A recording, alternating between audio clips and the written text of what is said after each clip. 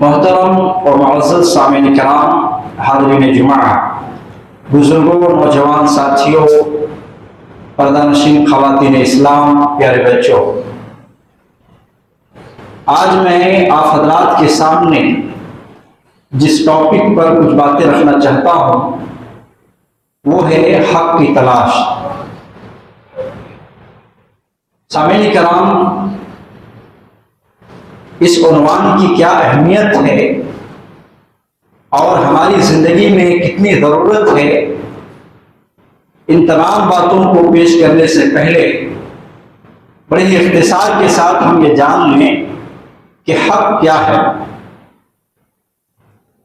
یہ حق جو ہے یہ ضلالت کی ضد ہے، گمراہی کی ضد ہے، اس کا اپوزٹ ہے، اور جس کے بارے میں خود قرآن مجید میں اللہ تبارک و تعالی نے ایک جگہ ارشاد فرمایا فَمَاذَا بَعْدَ الْحَقِّ إِلَّا الضَّلَالُ، کہ حق کے بعد گمراہی کے علاوہ کیا رہ جاتا ہے، یعنی حق کے بعد پھر کوئی دوسرا راستہ ہے ہی نہیں سوائے گمراہی کے۔ حق کو چھوڑ کر کے کوئی بھی راستہ تلاش کیا جائے وہ صرف اور صرف گمراہی تک لے کے جاتی ہے۔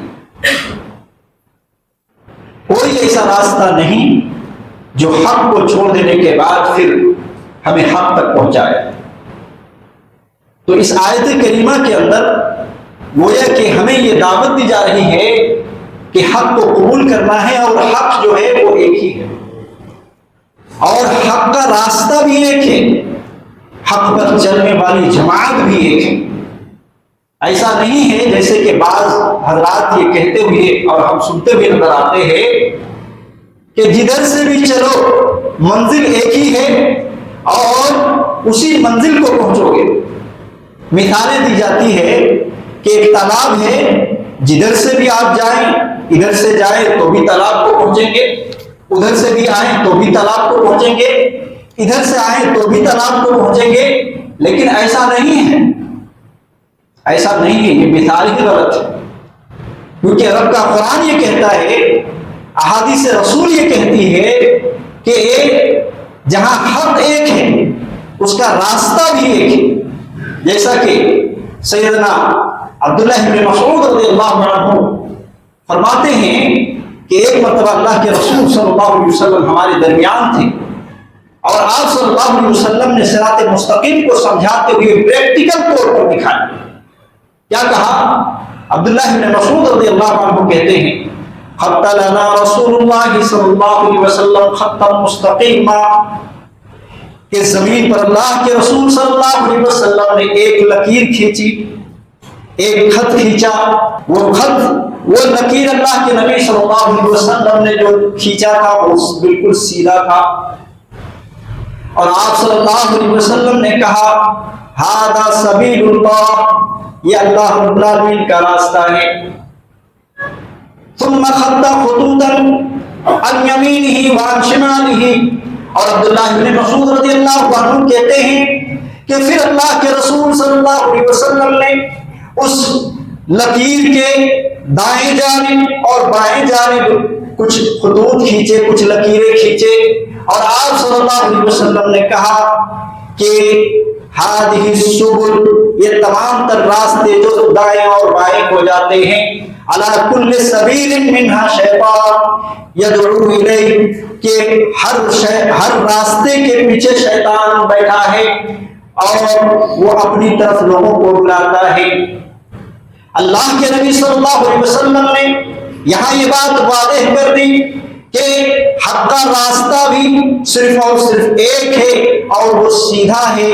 اور جتنے بھی اس سے نکلنے والی جو ہے پگڈنڈیاں اور جتنے بھی اس سے نکلنے والی راستہ ہیں، چاہے وہ دائیں کی طرف جائے،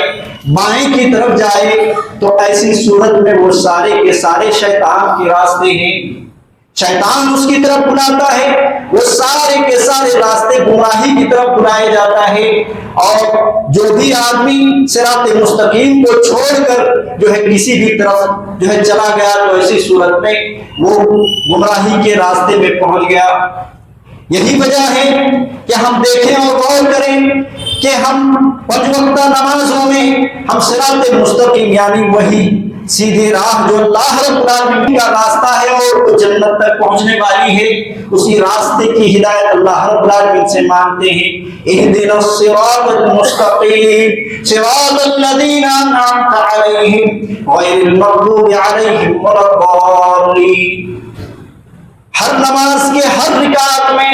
چاہے وہ فرض نماز ہو، سنت نماز ہو، نفل نماز ہو، یا یہ کہ ہم امام کی حالت میں ہوں یا یہ کہ مقتدی کی حالات میں ہوں، ہر جو ہے نماز کے ہر رکعت میں اس سورہ کو پڑھنا، سورہ فاتحہ کو پڑھنا واجب قرار دیا گیا ہے، اور اس کے بغیر جو ہے کوئی نماز بھی نہیں ہوتی، جیسا کہ نبی کریم صلی اللہ علیہ وسلم نے کہا لا صلاۃ لمن لم یقرأ بفاتحۃ الکتاب، اور ایک روایت کے اندر یہ بھی آیا لا صلاۃ لمن لم یقرأ بأم الکتاب۔ یہ فاتحۃ الکتاب اور ام الکتاب یہ دونوں چیز کیا ہے؟ سورۃ الفاتحہ کے نام ہیں، جس میں اللہ کے نبی محمد رسول اللہ صلی اللہ علیہ وسلم نے کہا کہ جو شخص سورہ فاتحہ کو نماز میں نہیں پڑھتا تو وہ اس کی کوئی نماز نہیں ہوتی ہے۔ اور اسی سورہ فاتحہ کے اندر یہ دعا سکھلائی گئی ہے، ہم یہ دعا کرتے ہیں اللہ رب العالمین کی ذات سے اہدنا الصراط المستقیم، اے اللہ ہمیں سیدھی راہ پر چلا، سیدھی راہ کی ہدایت دے، صراط الذین انعمت علیہم، اس راستے کی جس کے اوپر چل کر کے تیرے نیک بندوں نے انعام پایا ہے۔ اور کہتے ہیں غیر المغضوب علیہم ولا الضالین، وہ راستہ نہیں جس پر چل کر کے تیرے جو ہے کچھ بندوں نے تیرا غضب پایا اور اسی طریقے سے ضلالت اور گمراہی کے شکار ہو گئے، وہ راستہ مجھے نہ دکھا۔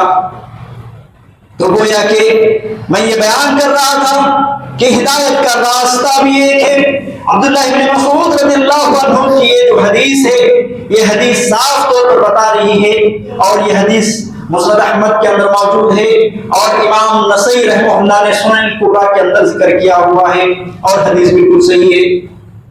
اسی طرح سے حق کے راستے پر چلنے والی جماعت بھی ایک ہے، جس کے بارے میں اللہ کے رسول صلی اللہ علیہ وسلم نے فرمایا، ایک حدیث آتی ہے کہ آپ صلی اللہ علیہ وسلم نے صحابہ سے کہا کہ پچھلی قوموں میں جو یہود تھی وہ 71 فرقوں میں بڑھ گئی، اور جو نصارہ تھے وہ 72 فرقوں میں بڑھ گئے، وَتَفْتَرِقُ أُمَّتِي عَلَى 73 مِلَّةٍ، اور عنقریب میری امت 73 فرقوں میں بڑھنے والی ہے۔ اللہ کے نبی محمد رسول اللہ صلی اللہ علیہ وسلم نے یہ بات کہنے کے بعد یہ کہا کلہم فی النار الا واحدہ، کہ اس میں صرف ایک جماعت جو ہے ناجی گروہ ہوگی، کامیاب ہونے والی ہوگی، اور سارے کے سارے جہنمی ہوں گے۔ کلہم فی النار الا واحدہ، ایک چھوڑ کر سارے کے سارے جہنم میں جانے والے ہوں گے۔ صحابہ کرام رضوان اللہ علیہم اجمعین نے پوچھا اللہ کے رسول وہ کامیاب ہونے والی جماعت کون سی ہے؟ من ہی یا رسول اللہ؟ اللہ کے نبی صلی اللہ علیہ وسلم نے فرمایا ما انا علیہ واصحابی، کہ آج جس منہج کے تحت، جس عقیدے کے تحت، جس مسلک کے تحت اور جس اعمال کے تحت میں اور میرے صحابہ ہیں، اسی مسلک پر چلنے والے، اسی منہج پر چلنے والے، اسی عقیدے پر جینے والے، انہی طرح کے اعمال کرنے والے لوگ ہی جو ہے وہ ایک گروہ ہوگی اور وہ جنت میں داخل ہونے والی ہے۔ ذرا ایمانداری سے یہ سوال اٹھایا جائے کہ آج وہ کون سی جماعت ہے کہ جو اللہ کے نبی محمد رسول اللہ صلی اللہ علیہ وسلم کی دعوت دیتی ہو، قرآن و حدیث کی طرف لوگوں کو بلاتی ہو؟ کون سی جماعت ہے جو صحیح عقیدے کے اندر موجود ہیں، کوئی تعویل نہیں، کوئی تحریف نہیں؟ وہ کون سی جماعت ہے جو نبی محمد رسول اللہ صلی اللہ علیہ وسلم اور صحابہ جس مسلک پر تھے اور جس طرح کی عبادتیں، جس طرح کی ریاضتیں اور جس طرح کے ان کے اعمال تھے، اس طرح کے منہج کو ماننے والے لوگ ہیں تو وہ صرف اور صرف اہل حدیث نظر آئیں گے، کیونکہ سارے لوگوں نے الگ الگ مسلک بنا لیے، الگ الگ جو ہے دین جو ہے اور مذہب بنا لیے، اور اپنے آپ کو کوئی شافعی کہنے لگے تو کوئی مالکی کہنے لگے، اور کوئی حنبلی کہنے لگے تو کوئی جو ہے حنفی کہنے لگے، کوئی قدریہ تو کوئی زبریہ تو کوئی معتزلہ تو کوئی اشاعرہ تو کوئی ماتریدیہ تو کوئی چشتیہ تو کوئی شیعہ، اور اس طرح کے بہت سارے دین اپنے اپنے اعتبار سے، اپنے اپنے مسلک کے اعتبار سے سارے لوگوں نے بنا لیا۔ لیکن اللہ کے رسول صلی اللہ علیہ وسلم نے جس راہ پر چھوڑا تھا صحابہ کرام رضوان اللہ علیہم اجمعین کو، اور ان صحابہ کرام رضوان اللہ علیہم اجمعین نے اس راستے کو اپنا کر نبی کریم صلی اللہ علیہ وسلم کی تربیت کو پا کر جو ہے وہ کامیاب ہوئے، دنیا کے اندر بھی آخرت میں بھی کامیاب ہوئے، اس راستے کو اپنانے والے ہمیں اور آپ کو بننے کی ضرورت ہے۔ سامعین کرام، لہذا اس حدیث کے اندر بھی کیا بتایا گیا کہ ایسا نہیں وہ بھی حق پر ہیں ہم بھی حق پر ہیں، ایسا نہیں کہ جو ہے چاروں مسلک کو بتایا جاتا ہے کہ سارے حق پر ہیں، جس کو بھی اپنا لو جو ہے جنت میں داخل ہو جاؤ گے، ایسا بھی نہیں ہے۔ حدیث یہ بتا رہی ہے کہ یقیناً ایک بات میں کہہ دوں، وہ چاروں امام بڑے عظیم امام ہیں، ان کی عزت جو ہے ہمارے دلوں کے اندر موجود ہے، ان کی خدمات یقیناً بڑی خدمات ہیں ان کے، اور جو ہے ہم ان سے محبت بھی کرتے ہیں، الفت بھی رکھتے ہیں، اور ان کی عزت و احترام بھی کرتے ہیں۔ لیکن جب قرآن و سنت کی بات آئے اور کسی بھی امام ہو اگر قرآن و سنت کے خلاف آ جائے تو ایسی صورت میں کیا ہوگا؟ ہم قرآن و سنت کو مانیں گے، ایسا اس وقت نہیں کہیں گے کہ یہ فلاں امام ہیں ہمارے بڑے ہی عزت و احترام کے لائق ہیں لہذا ان کی بات مانیں گے اور ہم قرآن و حدیث نہیں سنیں گے۔ اکثر لوگوں کا حال جو ہے یہی ہے کہ وہ کیا کرتے ہیں، قرآن و سنت کے مقابلے میں جو امام کے جو مقلد ہیں وہ مقلد حضرات کیا کرتے ہیں، امام کو چھوڑ نہیں پاتے، ان کے سامنے قرآن کی آیتیں آتی ہیں، احادیث رسول آتی ہیں، لیکن تب بھی نہیں چھوڑ پاتے۔ میں نے یہ بیان کیا معزز سامعین، آج کے دور میں اتنے سارے فرقے میں امت مسلمہ بڑھ چکی ہے، کیا اس بات پر غور کرنے کی ضرورت نہیں ہے؟ کیا اس بات پر غور کرنے کی ضرورت نہیں ہے کہ ہمیں جو ہے ایک مرتبہ اپنے اندر جھانکیں، ایک مرتبہ ہم اپنے آپ میں دیکھیں کہ کتاب و سنت کے مطابق ہمارے اعمال ہیں یا نہیں؟ کیونکہ ہمارے آخری نبی محمد رسول اللہ صلی اللہ علیہ وسلم نے انتقال سے صرف 4 دن پہلے یہ بات کہا تھا، ترکت فیکم امرین لن تضلوا ما تمسکتم بہما کتاب اللہ و سنتی۔ لوگوں، 2 چیز کو تمہارے درمیان چھوڑ کے جا رہا ہوں، جب تک تم ان کو مضبوطی سے پکڑ لو گے تم گمراہ نہیں ہوگے۔ وہ کیا ہے؟ کتاب اللہ رب العالمین کی کتاب قرآن مجید ہے، وہ سنتی اور میری سنت ہے، موطا امام مالک کی روایت ہے، صحیح روایت ہے۔ لہذا اس حدیث میں اللہ کے نبی محمد رسول اللہ صلی اللہ علیہ وسلم نے وہ نسخہ بھی بتا دیا کہ اگر ہم دین پر جمے رہنا چاہتے ہیں، اسی دین کو اپنانا چاہتے ہیں کہ جس دین کو لے کر کے جو ہے صحابہ کرام چلے، صحابہ کے بعد جو ہے تابعین چلے، ان کے بعد اتباع تابعین چلے، محدثین نے کرام نے اپنایا اور سارے کے سارے کامیاب ہو گئے، تو اسی دین کو اگر ہم چلنا چاہتے ہیں یقیناً وہی دین حق ہے اور جو ہمیں جنت تک پہنچا دے، اور یقیناً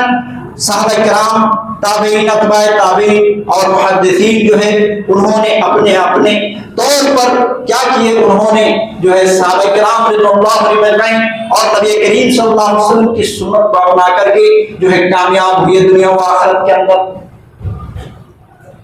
تو اس حدیث کے اندر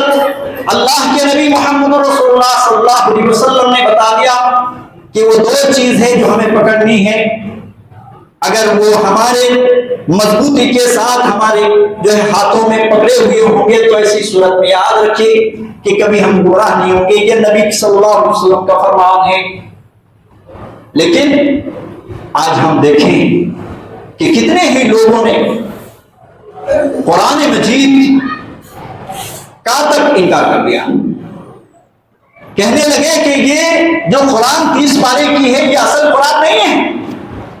بلکہ 40 پارے کی قرآن اصل ہے اور کسی امام نے چھپا کر کے رکھا ہوا ہے. ایسے بھی امت مسلمہ کے اندر لوگ موجود ہیں. کچھ لوگ قرآن مجید کو مانے، حدیث رسول کا انکار کیے، وہ لوگ بھی گمراہ ہوئے. کچھ لوگ قرآن کو بھی مانے، حدیث کو بھی مانے، لیکن جو سمجھنے کی بات ہے قرآن کو حدیث کو اپنے منمانی طریقے سے سمجھے، وہ بھی گمراہ ہوئے. اور اگر ہم حق پر رہنا چاہتے ہیں تو یہ 3 چیز کو لے کر کے ہمیں چلنا پڑے گا. قرآن مجید کو ہمیں پکڑنا پڑے گا مضبوطی کے ساتھ. جو تعلیمات قرآن مجید کے اندر بتائی گئی ہے اس کے اوپر جو ہے عمل پیرا ہونا پڑے گا. سنت رسول کو دیکھنا پڑے گا اور سنت رسول پر عمل کرنا پڑے گا. اللہ کے نبی محمد رسول اللہ صلی اللہ علیہ وسلم کی جو کچھ رہنمائی موجود ہیں ان تمام رہنمائی کے مطابق ہمیں اپنی زندگی گزارنی ہوگی. صرف مسجد کے اندر نہیں، صرف مسجد کے اندر نہیں کہ رفع الیدین کر لیے، آمین بالجہر کر لیے، سینے پر ہاتھ باندھ لیے اور باقی زندگی ہماری کیسی ہے نبی کے نافرمانی میں گزر رہی ہے، ایسی نہیں چاہیے. بلکہ شریعت اسلامیہ مسجد تک محدود نہیں ہے، بلکہ ہماری ذاتی زندگی ہو، معاشی زندگی ہو، معاشرتی زندگی ہو، ہر زندگی میں کتاب اللہ اور سنت رسول صلی اللہ علیہ وسلم پائی جانی چاہیے. اور ساتھ ہی ساتھ تیسری چیز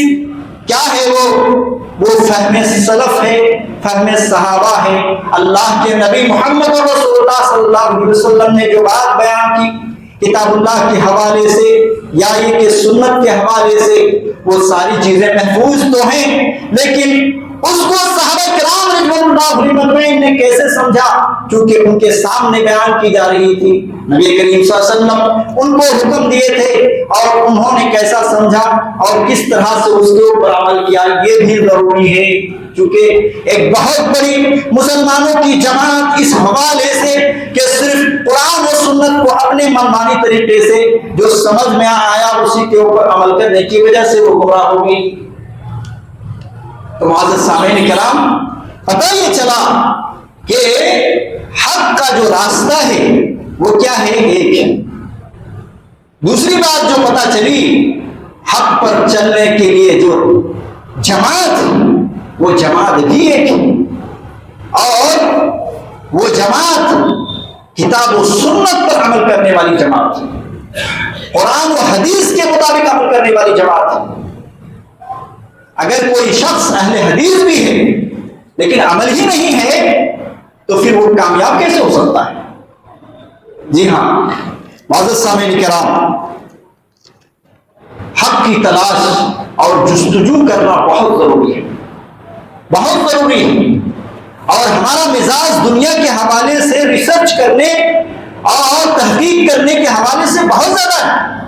حتیٰ کہ اگر ہم سبزی بھی خریدتے ہیں اس میں بھی چنتے ہیں. 1 کلو ٹماٹر خریدنا ہو تو اس میں بھی چن چن کر کے جو ہمیں پسند آئے، جو اچھے ٹماٹر لگ رہے ہوں ان کو چن چن کر کے ہم لیتے ہیں. تو پھر کیا ہو گیا ہے اس امت کو، کیا ہو گیا ہے اس قوم کو کہ جب 10-20 روپیہ اور 50 روپے کے ٹماٹر خریدنے کے وقت بھی ہم تحقیق کریں گے، ریسرچ کریں گے اور اس میں سے چن چن کر لیں گے، تو پھر اسلام میں جو بہت ساری باتیں لگا دی گئی ہیں قرآن و سنت کے علاوہ جو چل رہی ہیں، تو اس کی تحقیق کی ذمہ داری کس کی ہے میرے بھائی؟ کس کی ہے؟ یقیناً یہ بہت حساس موضوع ہے اور ہمیں ہر ایک کو کوشش کرنی ہے، ہمیں سیکھنا ہے، سمجھنا ہے اور حق کے راستے کو تلاش کرنا ہے. حق کے راستے کو تلاش کے بغیر ہم جو ہے کامیاب نہیں ہو سکتے. صحابہ کرام رضوان اللہ علیہم اجمعین نے حق کے راستے کو تلاش کیا. جی ہاں، حق کے راستے سے کیا مراد ہے؟ حق کے راستے سے قرآن مجید مراد ہے، اور اسی طریقے سے سنت رسول مراد ہے، یہ دین مراد ہے۔ حق کے راستے میں جو ہے خاص الخاص جو چیز ہے وہ اللہ رب العالمین کی ذات مراد ہے، کہ ہم کیا کریں؟ جو ہے تلاش کریں حق کو، اللہ رب العالمین کی توحید کو تلاش کریں، اللہ رب العالمین کی توحید کو سمجھیں، اس کے دلائل کو سمجھیں، اور توحید ہے کیا حقیقت میں، اس چیز کو سمجھتے ہوئے اپنے زندگی میں توحید لائیں، نبی کریم صلی اللہ علیہ وسلم کی سنت لائیں، یہ دین کو اپنے اوپر کیا کریں؟ لاگو کریں، یہی حق ہے۔ اگر ہم دین کو لاگو نہیں کرتے، اپنی مرضی کی زندگی گزار رہے ہیں، جو اچھا لگے لے رہے ہیں، جو اچھا نہ لگے چھوڑ دے رہے ہیں، یہ منمانی زندگی ہے، یہ منمانی زندگی ہے۔ ہمیں ہر ممکن کوشش کرنی ہے دین کے تمام تر فرمودات اور تمام تر جو ہے رہنمائی کے مطابق عمل کرنے کی۔ سامعین کرام، حضرت ابراہیم علیہ السلام کو کون نہیں جانتا؟ ایسی جگہ پر ان کا جنم ہوتا ہے کہ پورا قوم کیا کرتے تھے؟ بت پجاری تھے، مورتیوں کی پوجا کرتے تھے، دیور کی پوجا کرتے تھے۔ خود ان کے ابا مورتیوں کو بنایا کرتے تھے اور بت پرست تھے۔ انہوں نے ایسے سماج کے اندر جو ہے آنکھیں کھولی اور دیکھا کہ لوگ جو ہے گمراہی کے شکار ہیں۔ حضرت ابراہیم علیہ السلام کو یہ سمجھ میں آیا بچپن ہی کے وقت میں کہ وہ بت جو بول نہیں سکتا، جو سن نہیں سکتا، اور نہ ہی کوئی مراد پوری کر سکتا ہے، حتیٰ کہ مکھی اس کے چڑھاوے کے کھانے پر بیٹھ جائے تو ایسی صورت میں اس کو ہٹا بھی نہیں سکتا، پھر وہ ہمارا رب کیسے ہو سکتا ہے؟ پھر وہ ہمارا حقیقی معبود کیسے ہو سکتا ہے؟ حضرت ابراہیم علیہ السلام کے اس حوالے سے توحید کی ریسرچ اور توحید کو پانے کے حوالے سے جو جستجو تھی، اس حوالے سے بھی قرآن مجید میں ایک نقشہ کھینچا گیا ہے، جس کے بارے میں یہ کہا گیا ہے کہ حضرت ابراہیم علیہ السلام نے ایک رات جو ہے ستاروں کو دیکھا، انہوں نے سمجھا کہ یہی میرا رب ہے، لیکن جیسے ہی ستارے غائب ہو گئے انہوں نے کہا کہ ایسے جو غائب ہو جائے وہ میرا رب نہیں ہو سکتا۔ چاند کو دیکھا تو انہوں نے کہا کہ یہ میرا رب ہے، لیکن جب چاند غائب ہو گیا تو ایسی صورت میں ان کو سمجھ میں آئی کہ یہ جو ہے رب نہیں ہو سکتے۔ سورج کو دیکھا تو کہا ہذا ربی ہذا اکبر، یہ میرا بڑا رب ہے، لیکن جیسے ہی سورج غائب ہو گیا، سورج جو ہے غروب ہو گیا، تو ایسی صورت میں ان کو یہ بات بھی سمجھ میں آ گئی کہ میرا رب نہیں ہو سکتا۔ اسی موقع پر حضرت ابراہیم علیہ السلام نے یہ کہا تھا وجہت وجہی للذی فطر السماوات والارض حنیفا وما انا من المشرکین، کہ میں یکسوئی کے ساتھ اللہ رب العالمین کی طرف جو ہے اپنے چہرے کو متوجہ کرتا ہوں، جو میرا رب آسمانوں کو بنانے والا، زمین کو بنانے والا ہے، اور میں مشرکوں میں سے نہیں ہوں۔ حضرت ابراہیم علیہ السلام کو اللہ رب العالمین نے قلب سلیم عطا کیا تھا، عقل سلیم عطا کیا تھا۔ بچپن ہی میں انہوں نے یہ سمجھ لیا کہ یہ جو چاند ہے، یہ چاند جو ہے رب نہیں ہو سکتے بلکہ رب کے بنائے ہوئے مخلوق ہیں۔ یہ جو سورج ہے یہ بھی رب نہیں ہو سکتا بلکہ رب کا بنایا ہوا مخلوق ہے۔ یا آسمان و زمین بھی رب نہیں ہو سکتے، یہ رب کے بنائے ہوئے مخلوق ہیں۔ حق کی تلاش کی جستجو میں کئی صحابہ کرام رضوان اللہ علیہم اجمعین کے کارنامے اور ان کی زندگی میں جو ہے حق کی تلاش کی جستجو دیکھی جاتی ہے۔ انہی میں حضرت ابو ذر غفاری رضی اللہ عنہ ہیں، اور انہی میں ایک نمایاں نام حضرت سلمان فارسی رضی اللہ عنہ ہیں۔ حضرت سلمان فارسی رضی اللہ عنہ ایک آتش پرست انسان تھے، آتش پرست کے گھر میں ان کو جو ہے اللہ تبارک و تعالی جنم دیتا ہے، اور آتش پرست کا مطلب ہے کہ آگ کی پوجا کرنے والے، مجوسی جس کو کہا جاتا ہے۔ تو حضرت سلمان فارسی رضی اللہ عنہ خود یہ بیان کرتے ہیں کہ میں آتش پرست کے گھر میں پیدا ہوا اور میرا باپ بڑا زمیندار تھا، کسان آدمی تھا اور مجھ سے بڑا محبت کرتا تھا۔ میں بچپن ہی کی حالت میں تھا کہ میرے باپ نے آگ کو سلگانے میں لگایا ہوا تھا، اسی کام کے اوپر معمور کیا ہوا تھا اور میں عقیدت کے ساتھ جو ہے آگ کو سلگایا کرتا تھا اور بجھنے نہیں دیتا تھا، کیونکہ آگ کی ہی پوجا ہوتی تھی۔ چنانچہ ایک دن کا واقعہ یہ ہے کہ ان کے باپ تعمیراتی کام کے سلسلے میں کہیں جانا ہوتا ہے تو اپنے بیٹے کو سمجھاتے ہیں کہ کچھ کام اور کچھ امور کو سونپ دیتے ہیں، انہیں میں ایک بات یہ ہوتی ہے کہ زمین کی طرف جانا اور ادھر جو ہے دیکھ ریکھ کرنا۔ حضرت سلمان فارسی رضی اللہ عنہ اسی کام کے سلسلے میں نکلتے ہیں، راستے میں ایک گرجا گھر کرسچنوں کا ملتا ہے، عیسائیوں کا ملتا ہے اور اسی گرجے گھر میں دیکھتے ہیں کہ وہ لوگ عبادتوں میں مصروف ہیں۔ حضرت سلمان فارسی رضی اللہ عنہ یہ دیکھ کر کے کہ وہ عبادت کر رہے ہیں بڑے سکون کے ساتھ، وہ نمازیں پڑھ رہے ہیں، یہ دیکھ کر کے وہ متاثر ہو جاتے ہیں، حتیٰ کہ اندر چلے جاتے ہیں اور اندر جانے کے بعد پوچھتے ہیں یہ کیا ہے، یہ کون سا دین ہے؟ چونکہ حضرت سلمان فارسی رضی اللہ عنہ کو ابا گھر سے نکلنے نہیں دیتے تھے، بچپن کا ہی زمانہ تھا اور گھر سے بھی نکلنے نہیں دیتے تھے، ان کو دین کی سمجھ نہیں تھی۔ پوچھا کہ یہ کون سا دین ہے، یہ کون سا طریقہ ہے؟ انہوں نے بتایا حضرت عیسیٰ علیہ السلام کی لائی ہوئی شریعت کے مطابق یہ عبادت ہو رہی ہے۔ وہ بڑے متاثر ہوئے، ان کو لگا کہ ہمارے دین سے، ہمارے مذہب سے یہ بہتر دین ہے، اور وہاں شام تک دیکھتے رہے ان کے نقل و حرکات کو، ان کی عبادتوں کو دیکھتے رہے اور پھر جب گھر واپس آتے ہیں تاخیر ہونے کی وجہ سے ابا پوچھتے ہیں کہ کیا بات ہے بیٹا تم کہاں تھے؟ انہوں نے بتایا کہ میں گرجا عیسائیوں کا، کرسچنوں کے گرجا گھر کی ان کی عبادتوں کو دیکھ رہا تھا۔ ابا کو لگا کہ کہیں ایسا نہ ہو کہ بیٹا متاثر ہو جائے عیسائیت کی طرف، کہنے لگا کہ یہ اس دین میں کوئی خیر نہیں بیٹا، ان کی طرف جھانکنے کی اور دیکھنے کی تمہیں ضرورت نہیں ہے، بلکہ ہمارے باپ دادا کا دین بہتر ہے۔ لیکن حضرت سلمان فارسی رضی اللہ عنہ کہتے ہیں ابا میں نے دیکھا کہ ہمارے دین سے وہ دین بہتر ہے۔ یہ بات سننی تھی، ان کو خوف لگی اور حضرت سلمان فارسی رضی اللہ عنہ کو زنجیروں میں جکڑ دیتے ہیں اور گھر کے اندر ہی قید کر دیتے ہیں۔ کچھ عرصہ گزرتا ہے، بڑے ہی مشکل سے اس گرجا گھر میں یہ پیغام پہنچاتے ہیں حضرت سلمان فارسی رضی اللہ عنہ، اور چونکہ اس دور میں اس موقع پر جب وہ ملاقات ہوئی تھی وہیں پر انہوں نے پوچھ لیا تھا کہ اس دین کا اور اس مذہب کا اصل مرکز اور اصل بنیاد کہاں ہے؟ لوگوں نے بتا دیا تھا کہ ملک شام میں ہے۔ تو وہ خبر یہ پہنچاتے ہیں کہ ملک شام سے کوئی قافلہ آئے تو مجھے خبر کرنا۔ چنانچہ اسی قید و بند کی حالت میں تھے اور پھر خبر آتی ہے کہ ایک قافلہ شام سے آیا ہوا ہے۔ حضرت سلمان فارسی رضی اللہ عنہ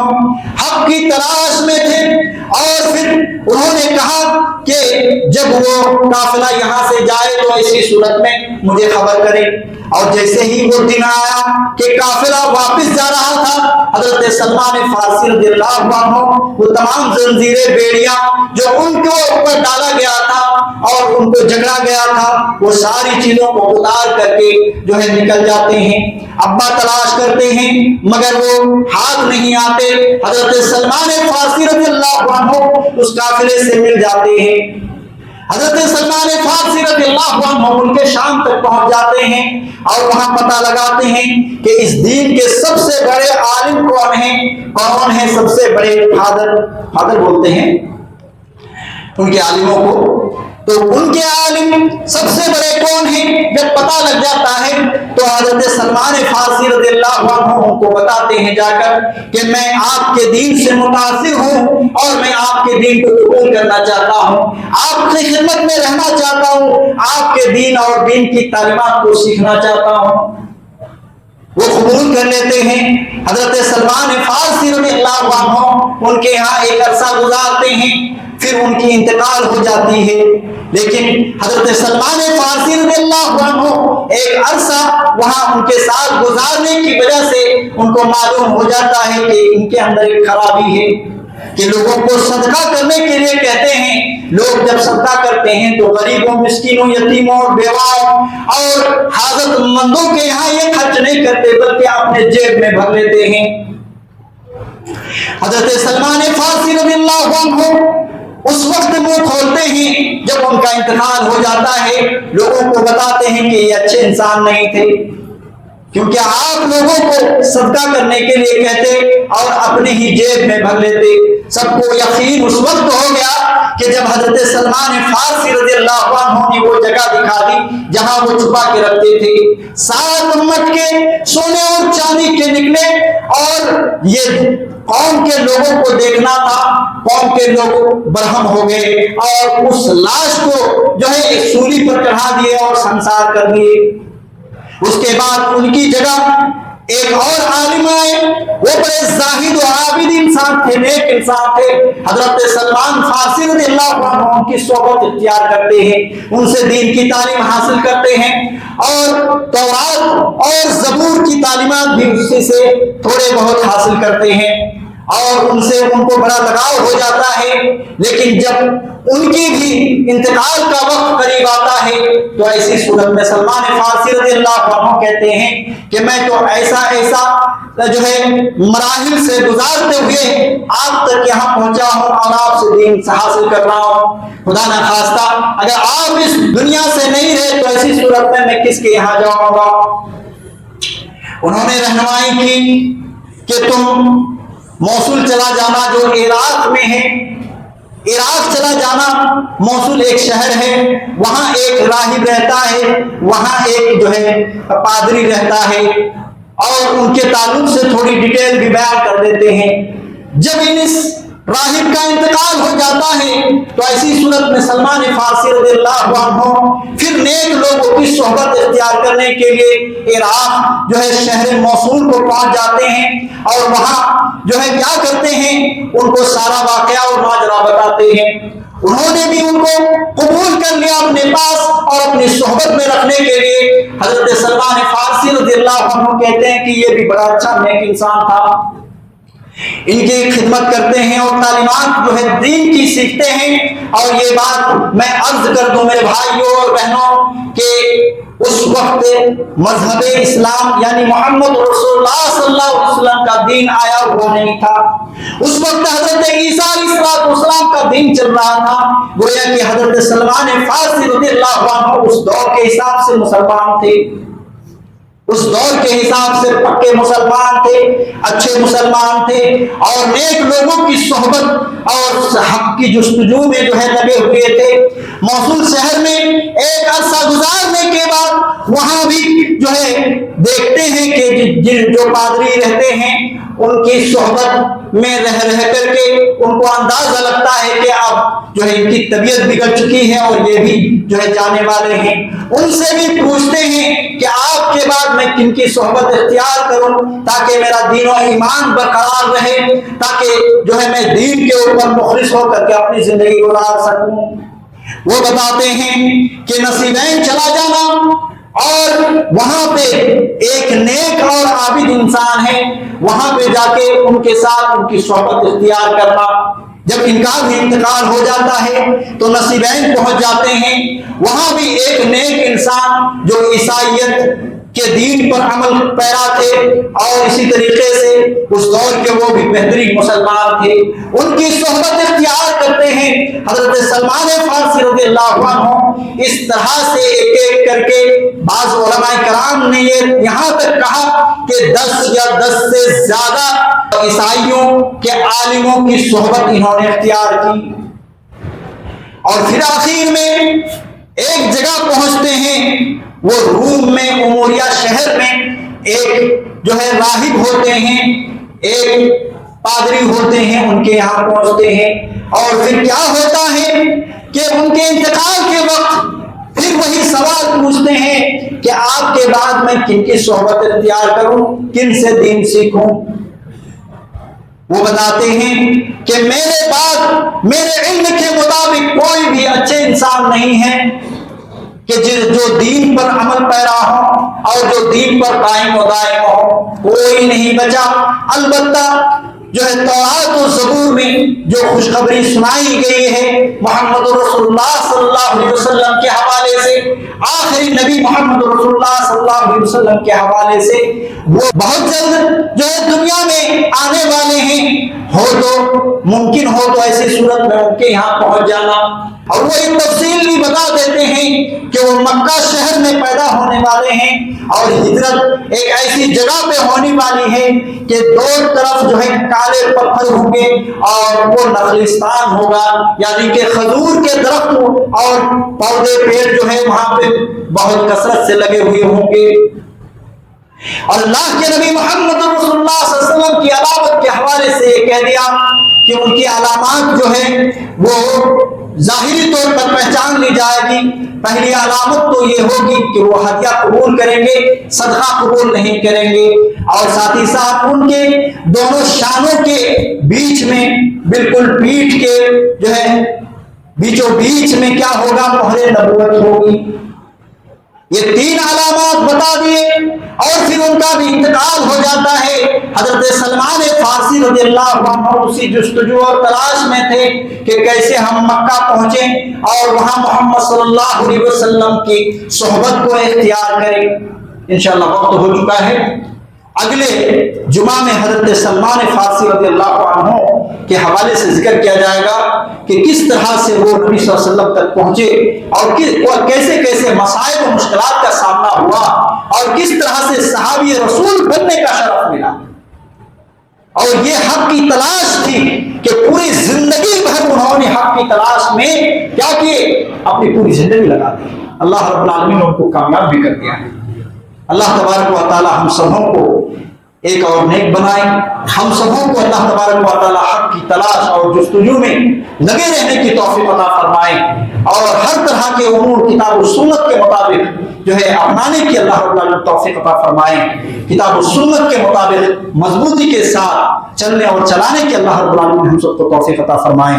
اللہ تبارک و تعالی دنیا و آخرت میں عزت کی زندگی، سعادت مندی کی زندگی اور خوش نصیبی کی زندگی نصیب فرمائے۔ ہم میں سے جو بیمار ہیں، لاچار ہیں، بے بس ہیں، مظلوم ہیں، ایسے تمام لوگوں کی اللہ تبارک و تعالی ان کی بیماریوں کو شفا یابی میں بدل دے، ان کی پریشانیوں کو اللہ تبارک و تعالی بدل کر کے ان کے لیے آسانی کے راستے پیدا کر دے اور مظلوم مسلمانوں کی جو ہے اللہ رب العالمین غیبی امداد فرمائے۔ آمین صلی اللہ علیہ محمد وعلی آلہ وصحبہ اجمعین۔